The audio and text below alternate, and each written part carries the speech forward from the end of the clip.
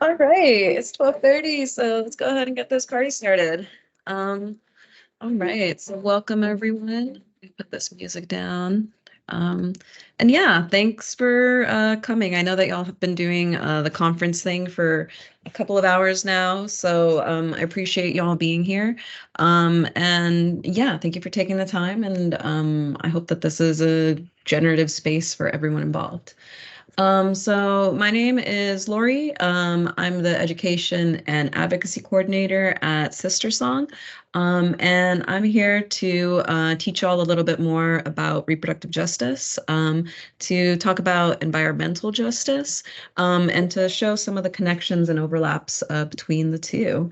So I got another person to admit to this room, and a clingy cat. Yeah, so we're going to go ahead and get started soon. Um, so, hey, Amir. Um, every time we do a presentation at Sister Song, can y'all see my screen, by the way? Are y'all able to see the presentation? Yes. All right, beautiful. Thank you. So every time we start something off at Sister Song, we like to start off with a land recognition. I think understanding just what it means to be on native land goes so much deeper than acknowledging the names of the tribes that lived here before us. Just so y'all know, I'm joining y'all from New York City. This is unceded Lenape-Hoking territory. But the conversation about, our relationship to basically stolen indigenous land is one that all of us need to be having. All of us are either settlers, descendants of people who were brought here against their will, or immigrants. All of us have a different conversation with what it means that this is a stolen indigenous land. And I think it's really important to honor and acknowledge this past and reality in order to be able to heal it. So a little bit more about Sister Song, what we're about and how we go about it. So we're a reproductive justice collective. We are a collection of activists, advocates, and people who are based in birth work, so like doulas, midwives, abortion doulas, abortion providers, mothers, parents, and we really, really are trying to strengthen and amplify the collective voices of Black, Indigenous, and women of color, because these voices have been left out of the conversation on purpose. These voices have been silenced. And we know that in order to achieve reproductive justice, we need these voices at the center. So Sister Song exists to really connect us, to amplify us, to give us spaces to talk about these things. And then also, we're trying to build a movement. We know that this conversation, that this framework isn't something that is going to change the world from just one organization. It's something that all of us need to, kind of incorporate into our dialogue, into our everyday life, and think and talk about in order for it to impact anything. So our purpose is to build an effective network of individuals and organizations. And what we want to do is improve institutional policies. We want to improve systems that people are working with as well. And ultimately, we want to build things outside of these systems too. And we really just want to make sure that marginalized people who are working within these systems can be better taken care of. So I'll give you a little bit of background about where we came from, where we stand in relation to the reproductive rights movement, and just give you a little bit more context about the reproductive justice lens. So we specifically came out of the reproductive rights movement. The reproductive rights movement is doing like pro-abortion advocacy. They're also known as the pro-choice movement. And they really focus on basically the laws around getting an abortion. And the kind of advocacy has really been focused around abortion, pro-choice, pro-life.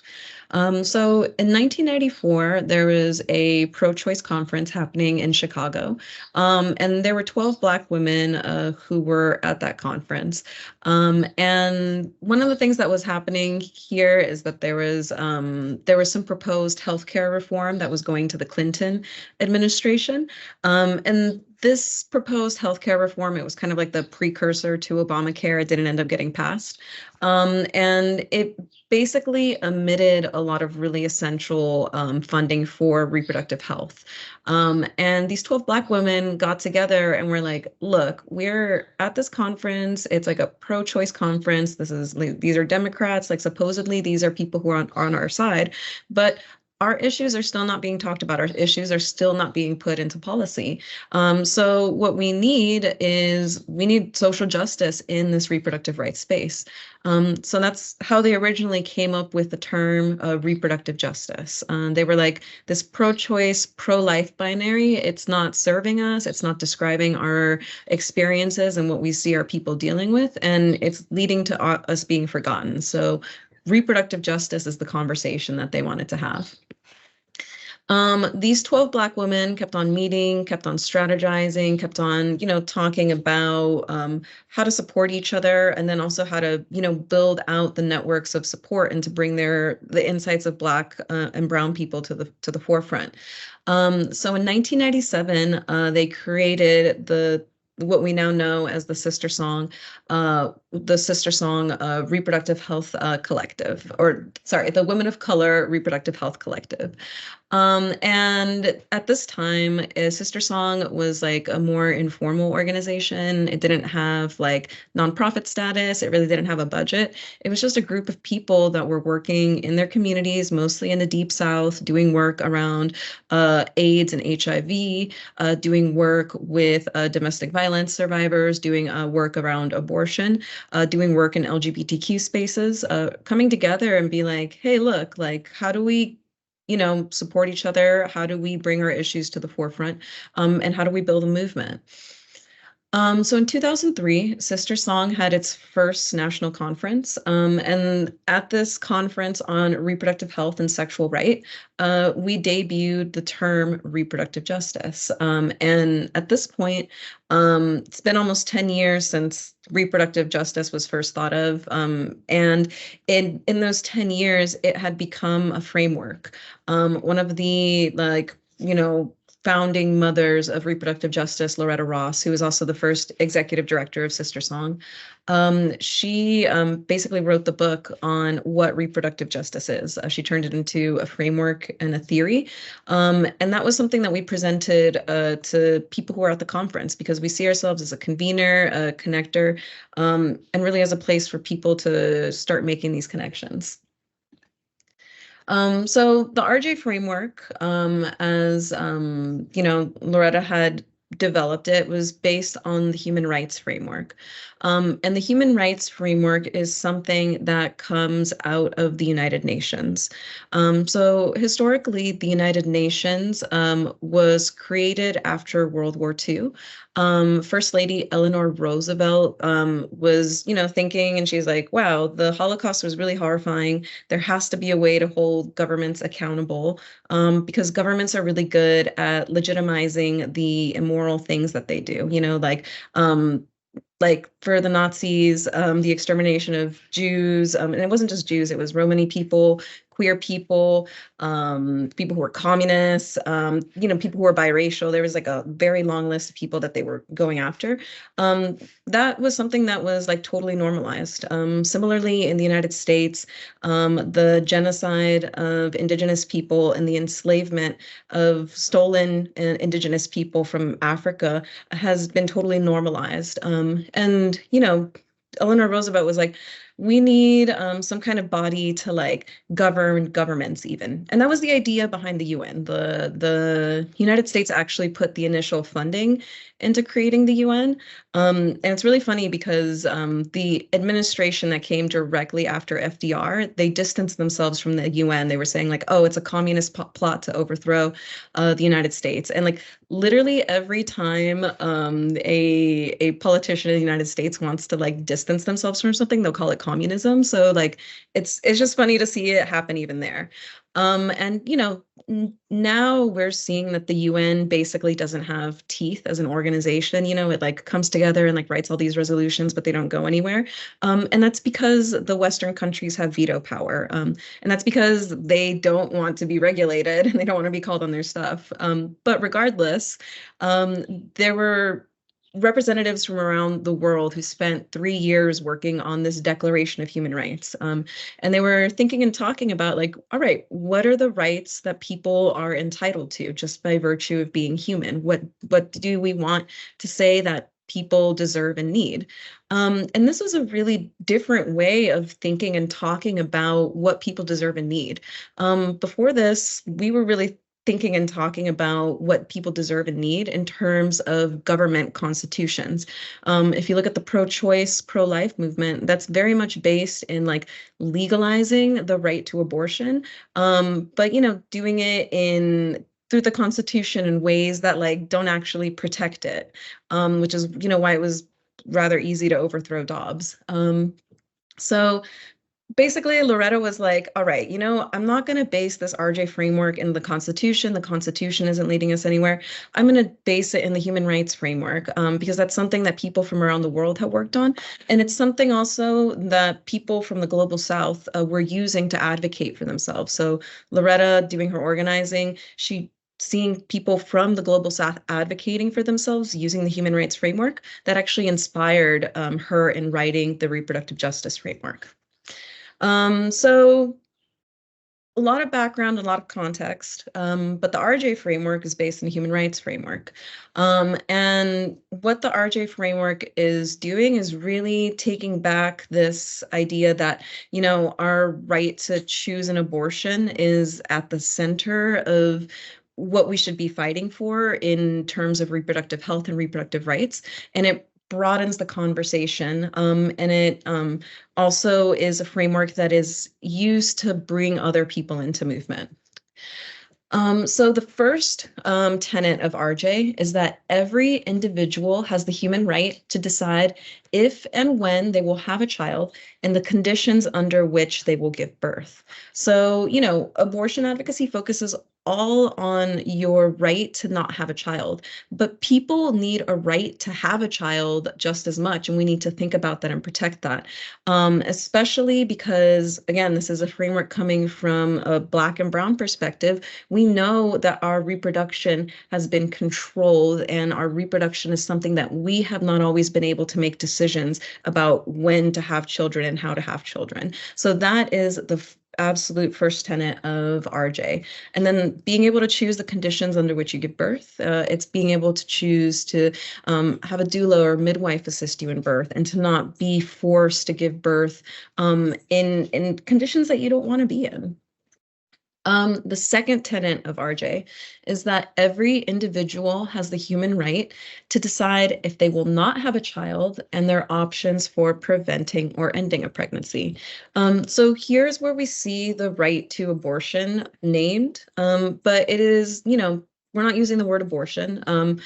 Again, I think there's a lot of conversation about when to use abortion and that we should be like, talking about abortion and making it more normal. But at the end of the day, this framework is really something we use in, building connections and organizing with other people and bringing people in. And abortion really shuts people down when that's the first thing you start off with.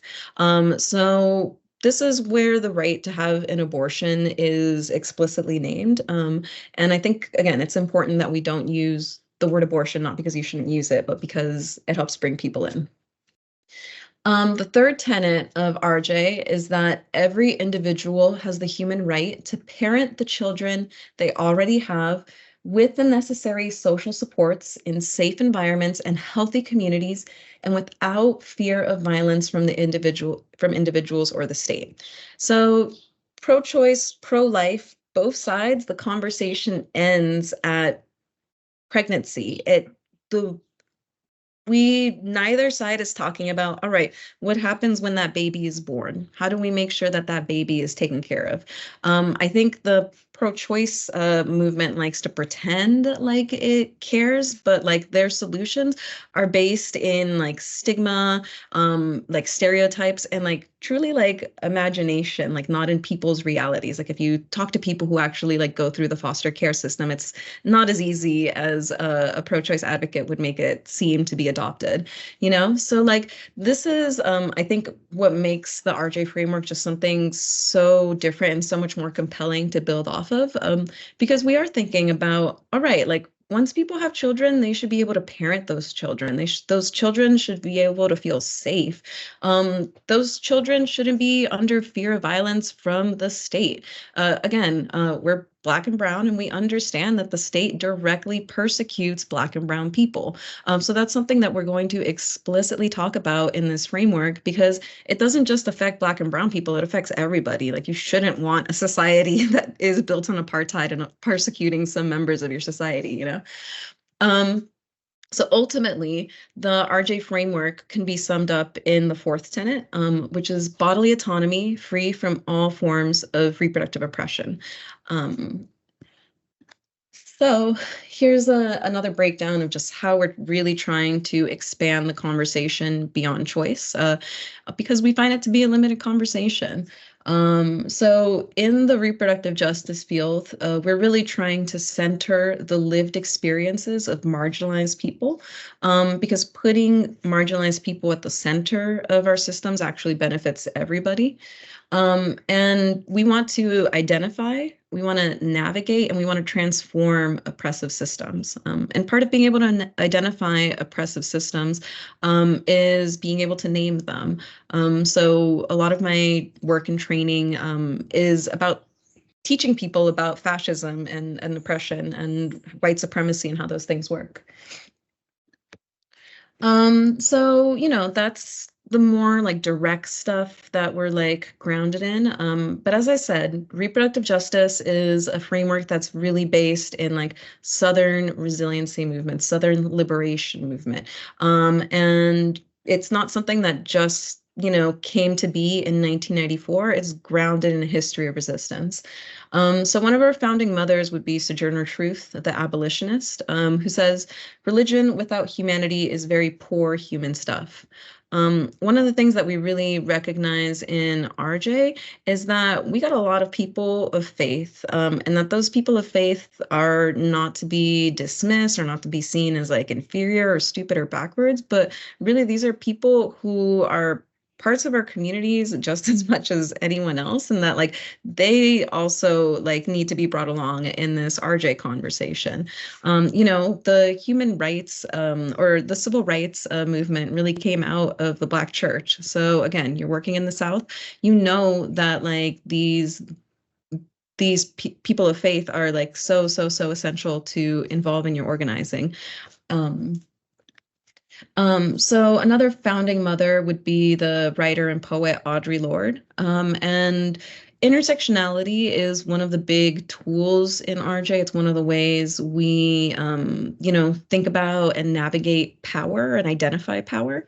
And what I like about Audre Lorde is that she was writing about intersectionality before the legal scholar Kimberly Crenshaw like fully wrote out what intersectionality was.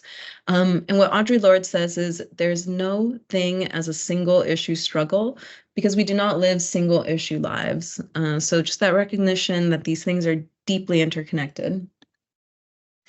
Another founding mother of RJ would be Bell Hooks, the writer, the poet. She's written this book called All About Love, which is really, really beautiful. I'd highly recommend that you all read it if you haven't. And she's thinking really intentionally about what love is outside of it being like this like storybook or fairy tale thing. Like, what does it actually mean to love other people and to be loved by them? So she says, I started writing a book on love because I felt that the United States is moving away from love. I think that's really beautiful and poignant because also one of the things that the RJ movement is really grounded in is love. And we're really thinking about how to take care of and honor people. And again, the United States is a place that makes it really difficult to do that.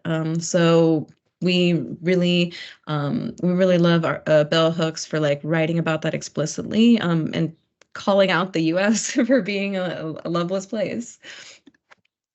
And a more contemporary founding mother of RJ would be Alexis Pauline Gumbs. So she's really thinking about the future. She's really thinking about how we're going to keep on living and existing in the face of a lot of chaos, a lot of environmental degradation that we'll get into shortly.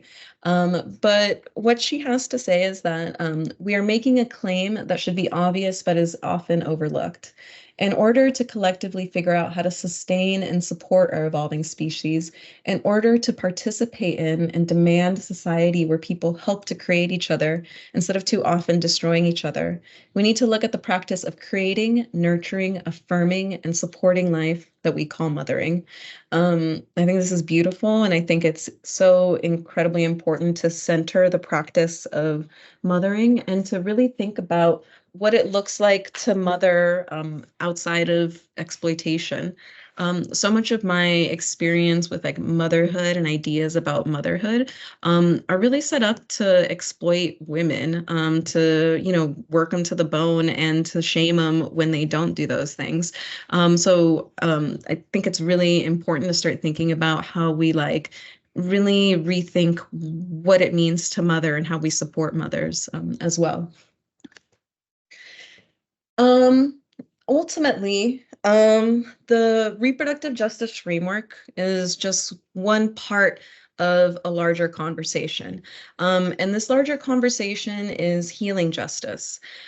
Healing justice is a political framework, so basically a way we understand people and their rights and their responsibilities to each other. And this framework it basically sees the world we're dealing with right now, and it says, hey, there's a lot of things that have been going wrong. There's a lot of things that are going wrong and that we need to come together and fix. And we believe that these things can be fixed. And this is how we go propose going about fixing those. So healing justice is seeking to intervene on generational trauma to build collective power towards resistance. So we understand that there's, just a lot of harmful things that are being done in these different spaces. And these frameworks present alternatives. So reproductive justice presents an alternative to the way birth is being done, which is, highly medicalized, highly taken away from like its sacred community context. And something that actually has really terrible outcomes. So in the United States, actually has the highest maternal mortality rate of any wealthy nation in the world. And beyond that, if you're a Black woman, your outcomes are 6 times worse giving birth than if you're a white woman. So we know that the system isn't working, and we know that it's not just harming, white women, it's harming Black women too. So reproductive justice identifies those issues and it presents an alternative. Disability justice is also a part of that conversation, really thinking about how we reframe our understanding of disability, and how we build societies around that. I think the most beautiful way I've had it expressed to me is that, it's not that there are some of us who are disabled and we need to like accommodate them, but that really we should start thinking of everyone as only temporarily able. All of us were infants. Hopefully, all of us will be elderly. As an infant, you're not able to access the world around you. You need constant help. Like that's something that has to be like more built into society. And similarly, elderly people are not able to access society in the same way that like like someone like me is able to, someone at like the peak of adulthood, like, and that is something that we don't often think about and design into society. So that's kind of like a recalibration of how we think about it. And then also there's invisible disabilities that are being talked about more. And we're really reconsidering, like, it's not that like disability is like a bad thing or something that needs to be fixed. It's something that we need to build different systems around. Harm reduction is also one of these conversations that comes out of the opioid crisis. And we're really thinking about, all right, like, this has been treated as a moral failing, as a moral problem, but it's not. These are people who are ill, and how do we really come together to treat them and to like respond to this huge crisis? Transformative justice, similar to there's transformative and restorative justice. They're similar, but like it's slightly different in the specifics. But the basic understanding there is that we live in a society that has a carceral justice system. If you're Black or brown, you know that this is a system that targets Black and brown people unfairly. And one of the ways that this system really holds itself up is by kind of sharing with us all this understanding of harm where when something harmful happens, like there's a perpetrator and a victim, not always the best language, but I'll use it nonetheless. The perpetrator needs to be punished in order to not do the bad thing again. The understanding is like perpetrator is a bad person, they've done a bad thing, and they deserve to be punished. And transformative justice throws that framework out. And it really thinks about, all right, how do we see this as a relationship that has been broken that needs to be restored in some way? And restoring a relationship doesn't mean that like the victim will necessarily be best friends with the perpetrator. Sometimes the victim doesn't want to talk to the perpetrator at all, and that's how you repair a relationship. But it also means that the perpetrator is held accountable. And being held accountable is different than being punished because accountability is a personal recognition of wrongdoing and a personal commitment to change.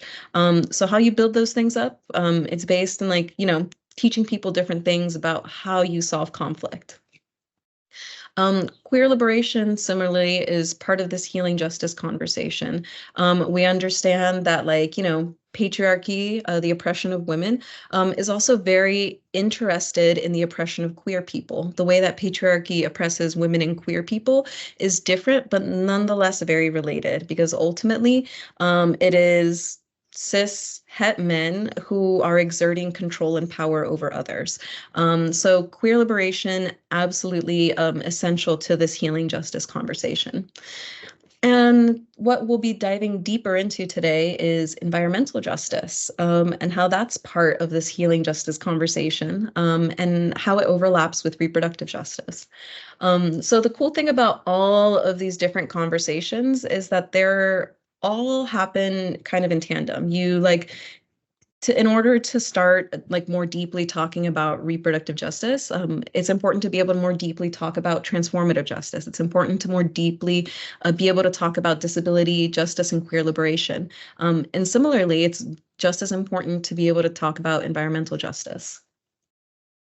So, what is environmental justice then? Environmental justice is something that's different from like environmentalism. And I'm sure that many of us have encountered this kind of environmentalism of like, recycle your plastic, reduce how much you're driving, don't eat meat, like eat vegetarian as kind of like this like response to environmental degradation. And environmentalism is actually built off of a different set of assumptions than environmental justice. And it's really important to unpack what those are in order to show why it's actually a really limited framework that serves to uphold environmental degradation instead of actually directly confronting it. So the dominant assumption that a lot of people in the West carry is that the Earth is separate from us, and therefore it's exploitable.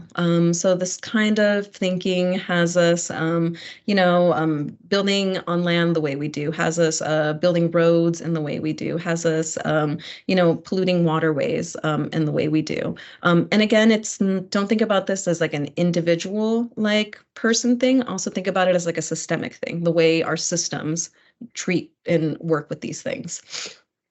So if we don't address the roots of environmental degradation and exploitation, which are, again, systems that are built on the understanding that we can just do whatever we want and never have to think about it, we just we just recreate the problems.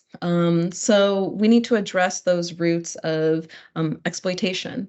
So environmentalism, as I was saying, focuses on this idea of conservation, of preserving, like, natural wildlife, of just these individual decontextualized solutions. And it's really based off of a conversation where we're still separate from our environments. Like the entire idea of having like a nature preserve, it totally ignores the history of this continent, which is that indigenous people lived on these lands. Indigenous people manage these lands. They manage these lands in different ways than Europeans. And when Europeans showed up to this continent, they saw the land and they were like, oh, it's not being worked like Europeans work it. That must mean that it's not being used. And they didn't see the huge like food forests that indigenous people had. They didn't understand that like the way the bison were managed allowed for like lots and lots of food. They didn't understand that like natives would like use fire to manage forests. So now we see things like huge forest fires. And again, that's related to like these deeper problems of like, oh, how we think about the world around us. So the logic that undergirds the separation of us from our environments, it's really paralleled by assumptions that some people are more deserving than others, and that difference makes people inherently disposable. Again, the understanding is that the environment is inherently disposable, just like some people are inherently disposable. Because environmentalism is centering this dominant perspective, it's not dealing with these deeper issues. It's selling you these individual solutions where you buy the cup to reduce paper usage, or you use the like the biodegradable straw or the reusable straw instead of the plastic ones. um, it's not actually dealing with the deeper issues. Like something like carbon tax credits isn't really dealing with the deeper issues. So because of that, environmentalism actually helps reinforce environmental degradation, because it makes us think that we're dealing with something when we're actually not. And yeah, it by not naming the problem directly, we reinforce it. So environmental justice is really trying to name the problem more directly. So it sent at the core of environmental justice is the understanding that environmental exploitation has to be seen in an intersectional context. This means that we can't separate humans from the environments that they're in. So when we look at the United States, to see what the impacts look like in an intersectional context, we have to point out that African Americans have suffered disproportionate impacts from pollution, from climate change, from a lack of access to green space. And that despite being forced to work the land, like during enslavement, like literally in the Carolinas, like the white people there didn't know how to grow rice, so they literally imported Africans from like the west part of Africa who knew how to grow rice in that climate to grow rice. Like Black people were doing that work, but despite all of that, despite uh, during sharecropping, preserving food traditions, like and still like working the land, um, Black people only own 2% of the land in the US. And that is something that has been done intentionally. And beyond that, Black people have been effectively pushed out of commercial farming. And again, the reasons for why and how this happened are absolutely essential to the environmental justice conversation. Similarly, Indigenous people have been totally dispossessed from lands that they historically lived on. So globally, 11% of Indigenous people own the land that they live on. American Indigenous land ownership rates are about 2-3%, so about the same as Black land ownership. And similarly, it tells a story of dispossession. As I was saying earlier, Indigenous people had a whole set of land management that worked totally fine for this continent before Europeans showed up. And in 500 years, Europeans have managed to like utterly destroy this continent and like the world, you know? So like the issue of environmentalism is like, all right, how have these practices actually harmed Black and Brown people? So from a community scale to a global scale, there's a really intense connection between people and the earth. You know, we literally eat food grown from the earth, like we are earth. I think indigenous cultures understand this very well, and Western cultures are very intent on getting as far away from being dependent on the earth as possible.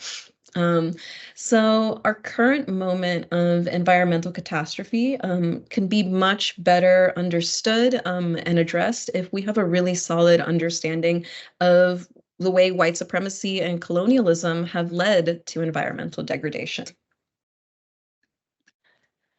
All right, so I'm gonna play y'all a little video. This is really heady, but this is just like a more direct conversation about, you know, this connection between people and land. And this is specifically a video talking about people and their connection to food. I think our connection to food is such an embodied and also such an important avenue into environmental justice because literally the food and how we interact it and how we grow it is a huge part of land management. It's a huge part of being with the environment. So yeah, she has some really great insights.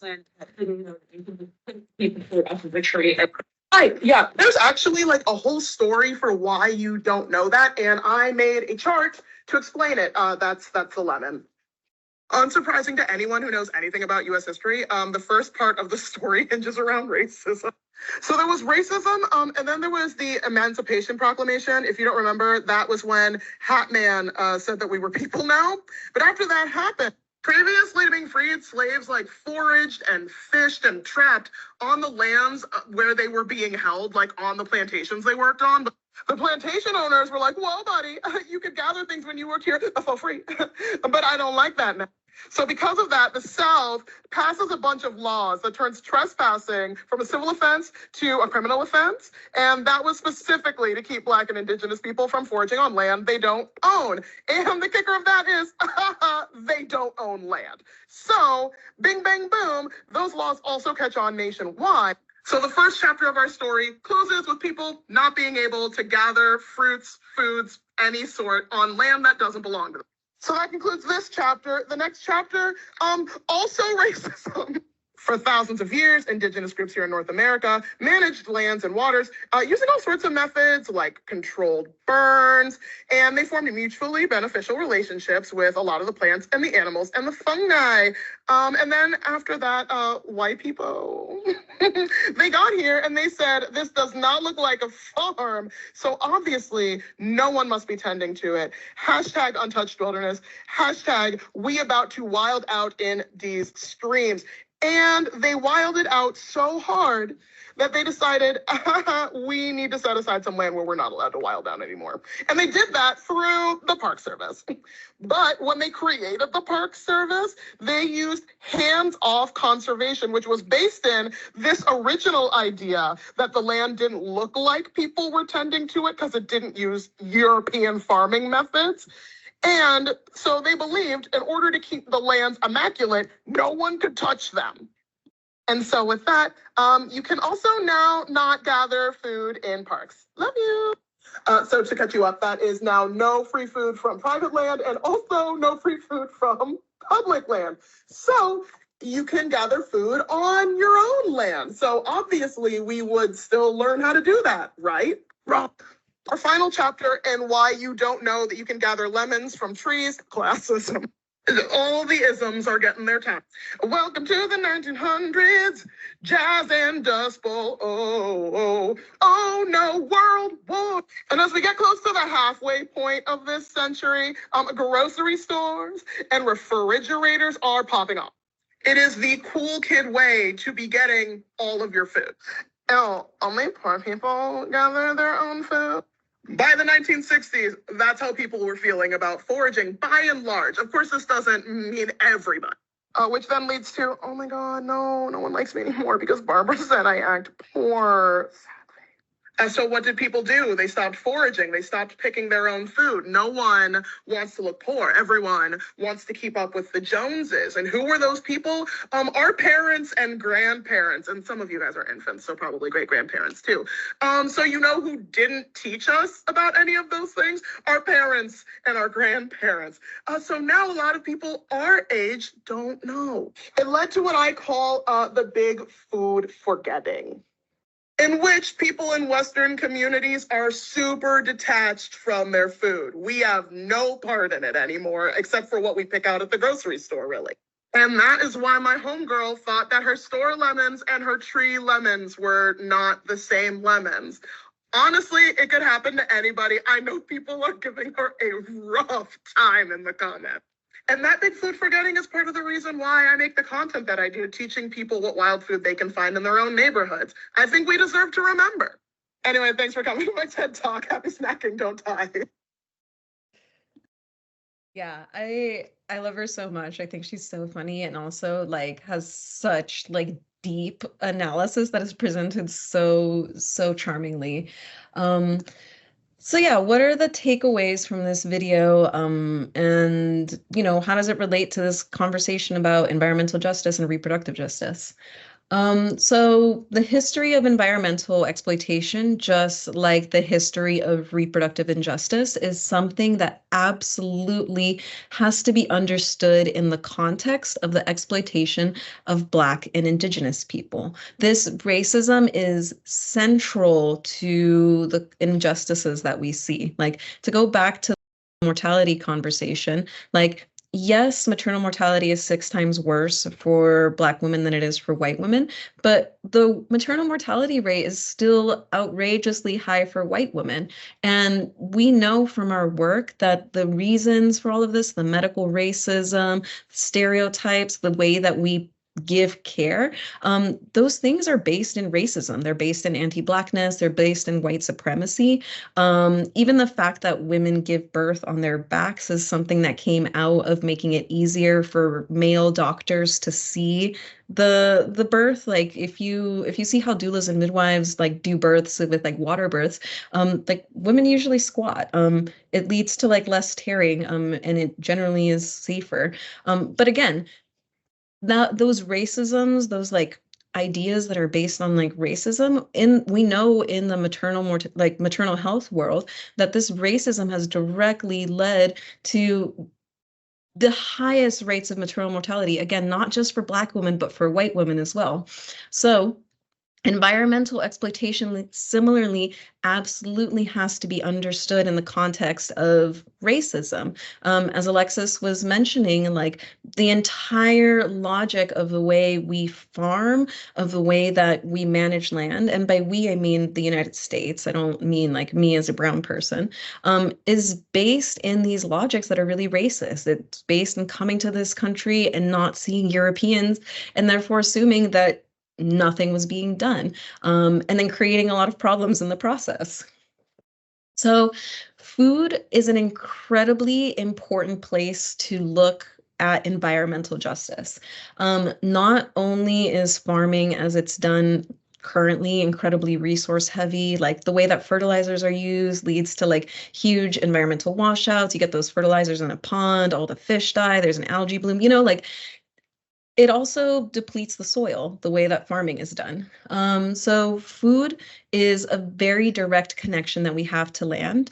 And part of the reason that that connection has been so severed is because it is in the interest of colonialism, it is in the interest of exploitation to have us as separated from that food as possible. Like Alexis was saying, there are reasons based in racism and based in classism that we don't know very much about our own food.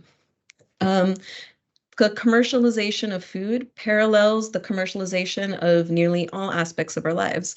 Again, to center ourselves in the RJ space, we see the medicalization of birth start happening in the early 1900s. Before then, the way that birth was done is that it was usually attended by midwives or doulas who had much better birthing outcomes than white male doctors with forceps. Again, like the medical industrial complex really came together in the early 1900s to discredit doulas and to make them seem like they were backwards and dirty. But this is really just propaganda that's based in that same kind of like racist, classist, sexist thinking of like, oh, it wasn't being done the way that white people were doing it, therefore it's not being done right. Birth was commercialized so that white male doctors could get into the birthing space, deliver babies, and make their money that way. And in the last 100 years, there's been an intensification of the erasure of knowledge that is passed down generationally. So again, being able to go on your land and see something, know that it's edible, pick it and eat it, that is very much a folk knowledge that is passed down. Like you can go to classes about it, you can read books about it, but traditionally, the way that knowledge has been passed down is that you take a walk with grandma, who shows you things on the hillside that you can eat. And that's because grandma's been living on that land and will teach you how to use it. So those kinds of connections have really, really been severed. And again, that's part of an environmental justice conversation. Also, we see that environmental justice, this term is really co-opted by government institutions. And again, these institutions are really good at using language to seem like they're doing things right without actually implementing it in deeper ways. So the EPA, the Environmental Protection Agency, defines environmental justice as the fair treatment and meaningful involvement of all people, regardless of race, color, national origin, or income, with respect to the development, implementation, and enforcement of environmental laws, regulations, and policies. So I think the EPA is not as effective as it could be. It really is like one of the only things we have, which I think is super sad. But for me, that is really a jumping off point about the fact that we need a real environmental justice conversation and not this co-opted stuff. So, not only does the EPA regularly fall short of its own definition, it also serves to uphold damaging assumptions about the environment and our relationship to it. So we're starting to run short on time, so I'm not gonna play this video. It's pretty long, it's like 10 minutes. Or let me see actually how much more of this presentation we have, because I lose y'all in like 15 minutes. So I'll summarize it for you. And basically this is an Indigenous person talking about Indigenous land management techniques. And as I was discussing earlier, when Europeans showed up to this continent, they didn't see or understand the way that Indigenous people were managing this land.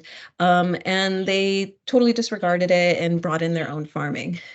So what we know is that when Indigenous people are allowed to manage their own land, they can actually repair and restore land that has been harmed over time. And it's really important to, really center these insights, especially because, again, the way that white supremacy and colonialism have worked is to make these like knowledge and traditions that have been passed down seem like something that is backwards, and like something that is uncivilized. Again, to get into the midwives doulas conversation, doctors were really invested in making doulas and midwives seem like they were backwards and uncivilized. And the really funny thing is that midwives actually had better birthing outcomes than doctors because they washed their hands. Doctors at that time thought that hand washing was an old wives' tale, so they wouldn't wash their hands. Eventually, they figured out germ theory and that you need to wash your hands. But like literally, that is like one of the many examples of Indigenous or folk knowledge being portrayed as like stupid or backwards by colonizers and actually leading to worse outcomes.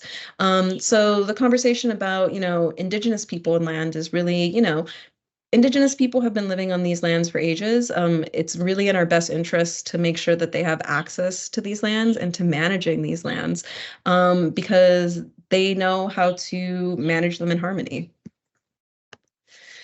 So what does environmental justice look like in practice then? I think that, again, to get into the food conversation, one of the most direct examples of it, like direct for you in your everyday life examples I can give of environmental justice would be purchasing a CSA, which is is that it? Yeah, community supported agriculture, like just a little grocery bundle directly from farmers. Um, Especially if those farmers are POC or indigenous or owned, and especially small farms that practice regenerative agriculture. As I was saying, most of commercial or industrial farming is based off of extractive, like resource heavy farming that like uses fertilizers to like grow plants, and it depletes the soil. The way that like indigenous people have grown land historically has actually replenished the soil. So we really want to be buying our food from people who are Black, brown, take care of the land that they're on. And the benefit of this is that the produce you get, if again, it depends on where you are and how well connected you are with like farmers in the community. But it can often be cheaper and more nutritious and stuff that you would get in the store. Like produce that you get out of the store, it's like subject to things like E. coli contaminations, again, because of the way that factory farming works. So buying from small farms is a really direct way to start, really building up resiliency in local systems. Um, Moving away from car-based infrastructure is really, really important. We keep on investing in car-based infrastructure more and more, when we should really be focused on just maintaining what we have and not building anything more. Like, I grew up in Los Angeles. I know for a fact that when you build freeways, it doesn't make anything go faster. It just leads to more traffic. And that has just been kind of like a standard thing about like transportation management. And that transportation conversation is obviously huge um, in talking about environmental justice, because transportation is one of the biggest outputs of, like fossil fuels that many of us engage in. Again, it's not there are these things that you can do to take that more into your own control, but this is also a call for like how, cities manage land. The United States used to have a lot more trains until the auto industry started lobbying for really building all of our infrastructure off of cars.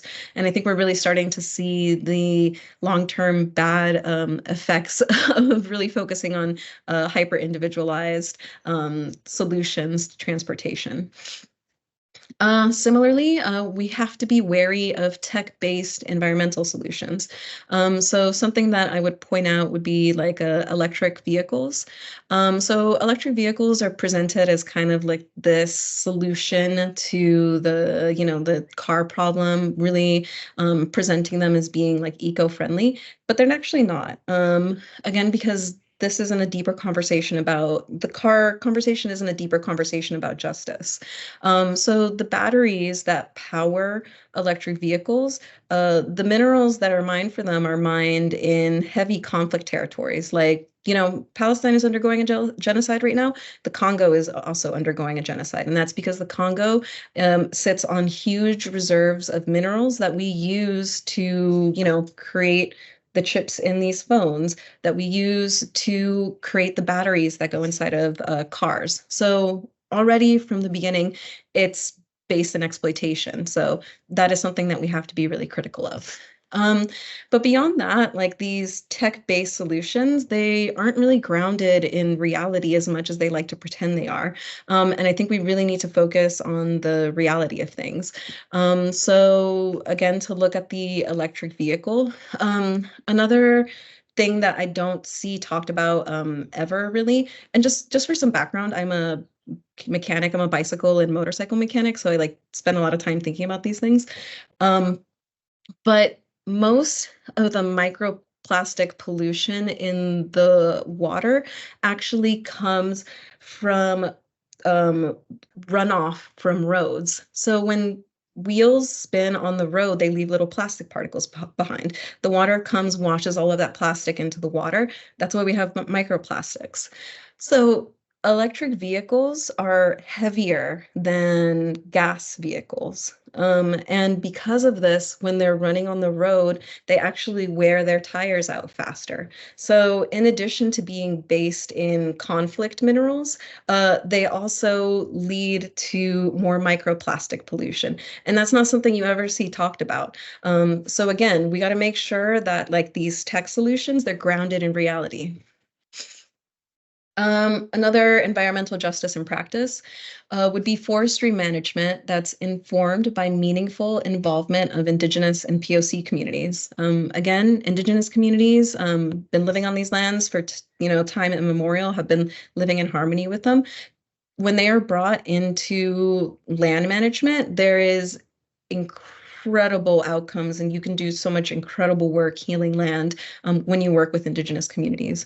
And also, POC communities need to be involved in these conversations because, again, the land management conversation, the having state parks that we see as like these oases, that is something that's based in racism. It's based in like, all right, people just shouldn't be able to touch this land because that's how we keep the land pristine and pure. It's like, nah, people need to be able to use these lands in ways that honor Indigenous tradition, but also don't exclude them from being able to gather and grow their own food, because we know that those are techniques of racism that are used to control people. Developing plant literacy and your ability to forage is a really lovely way to start rebuilding your relationship with the environment around you. So if you follow Alexis on Instagram, the Black Forager, that's basically what she does. And she's based in, I think she's based in Ohio. So like should be pretty mappable on to some of the things you're encountering in Kentucky. Deepening your relationship with Indigenous peoples and histories in your area. Again, it goes a lot deeper than just naming the tribe that was there. It's like, how did this tribe interact with the land I'm on? How did they, move with the seasons? One of the things I think is really mind-blowing about the way Indigenous people lived on these lands is that they were they were nomadic. They'd like move around a lot, and we don't do that anymore. Building and supporting systems that honor Indigenous and folk traditions. Again, resisting racism is resisting this white supremacist urge to discount knowledge because it's not produced in the right ways. So really, we have to honor those systems, and we have to honor that knowledge where it exists. And then finally, centering intersectionality and resisting white supremacy in our work. Again, these justice conversations, environmental justice and reproductive justice, like we know that we have to bring Black and Brown people back into the center of these conversations and into our understanding of how we move into the future. Yeah, so here's a meme from the internet. Just a way to start rethinking about how we see the land around us. And this came from a bunch of architects. They were like, they're having conversations about not making buildings, which I think is great, and also love it. But yeah, when we're thinking about moving from theory to practice, you always want to center the most marginalized. Want to understand and implement intersectionality. It helps us understand power dynamics. We want to work to achieve human rights, again, because it's a language that we share around the world. We want to work to dismantle white supremacy. We know that so much oppression comes out of this moment of colonization, out of white supremacy, out of the structures that upholds. So resisting it in ourselves, resisting it in our interactions with others, really important for building up an RJ future. And then finally, we want to focus on relationship building. We're building with the people around us. We're building in community. Again, we're even thinking about building a relationship with the world around us via nature, So like that is absolutely essential to the RJ conversation. So yeah, thank you all for coming to this little breakout session. We have a couple minutes left. If any of y'all have any questions, comments, want to come off mute and say anything. But yeah, thank you all for being here, and we would love for y'all to share your experience. So go ahead and scan that QR code and submit those numbers.